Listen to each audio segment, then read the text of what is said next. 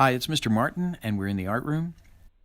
And today I'm going to talk about an essential skill when you're drawing the human figure, particularly the human face. We're going to talk about how the face can be thought of as a form created of planes or flat surfaces. And we're going to look also at how light plays across those flat surfaces. And so that if you can duplicate or simulate that idea on your paper, you can create things that are really quite dramatic and believable in their three-dimensional nature. And another thing to think about here is that we are going to be drawing in value, so we're going to be stepping away from drawing in line. It doesn't mean we won't use any line at all, but we're going to minimize that. Here's my photograph, and as you can see, I've planned it so that the lighting on it is pretty dramatic. When you look at your subject across from you, whether it's a photograph or a live model, you should then squint your eyes. And what I mean is scrunch your eyes up so that everything gets a little dark and a little blurry. I've been able to blur my photograph for this video, and as you can see, I have this nice perfect blur. That's not what you're going to get when you squint your eyes, but you try to approximate that. So when you scrunch up your eyes and you look at your subject, you're going to notice that the lights look lighter and the darks look darker and the details kind of disappear. That's a good starting point to find the lights and the darks, and we're going to start out by drawing the darks first.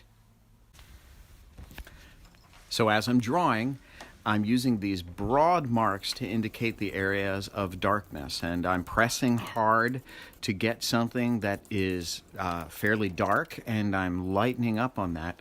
And it starts to look kind of geometric, things look a little bit blocky.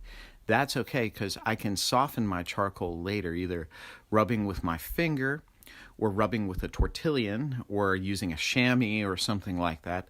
But charcoal is very forgiving in that way. It will allow you to blend it. In fact, one of the major concerns with charcoal is overblending.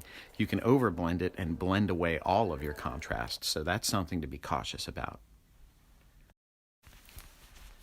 As you can see now, I've started to blend both with my finger and the charcoal the darks and the medium values together. I'm reserving some of my white, and then you'll also notice from time to time you'll see this sort of dark gray shape coming in, and then the charcoal coming off. That's a kneaded eraser.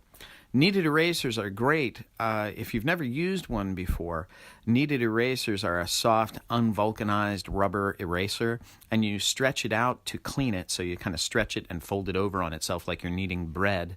And what that does is it mixes any charcoal particles that are on the surface through the eraser so that it's clean on the surface.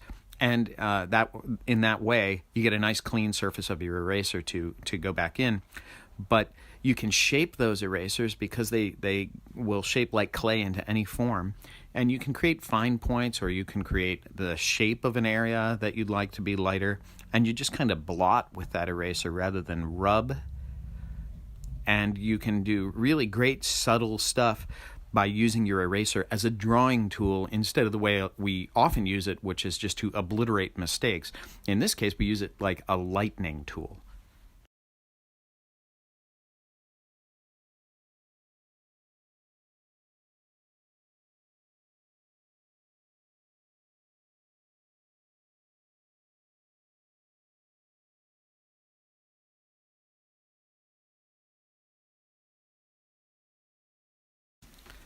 So in these last couple of steps here, you're going to see me bringing in the kneaded eraser to really brighten some highlight areas.